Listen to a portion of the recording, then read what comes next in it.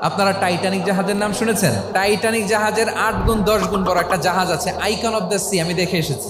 Royal Caribbean দেখে এসেছি। সাগরের সামনে জেটিতে যখন দাঁড়ালাম, জাহাজটা যখন যায়, আমার মনে হচ্ছে একটা শহর, পুরো একটা শহর মনে হয় পানির উপর দিয়ে ভেসে যাচ্ছে। পড়েন সুবহানাল্লাহ। এই যে আইকন অফ দ্য সি, এই জাহাজটা, এটার ভেতরে স্টেডিয়াম আছে, সুইমিং পুল আছে, রেস্টুরেন্ট আছে, 3000 4000 রুম বিশিষ্ট, কক্ষ বিশিষ্ট হোটেল আছে।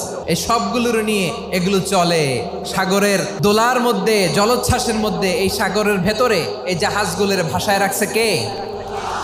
এই যে বাংলাদেশে যে গাড়িগুলো চালান, বেশিরভাগ গাড়ি আসে কিন্তু জাপান থেকে। হাজার হাজার গাড়ি একটা জাহাজ বহন করতে পারে। সূরাত বনী ইসরাঈলের এই চমৎকার আয়াতের ভেতরে আল্লাহ তাআলা বেসিক্যালি মানব জাতির প্রতি তার 4টি স্পেশাল অনুগ্রহের কথা বলেছেন। 2 নম্বর অংশে আল্লাহ তাআলা বললেন, ওয়া হামালনাহুম ফিল বাররি ওয়াল বাহর, স্থলে এবং সমুদ্রে আমি তাদের জন্য চলাচলের বাহন দিয়েছি। সুবহানাল্লাহ।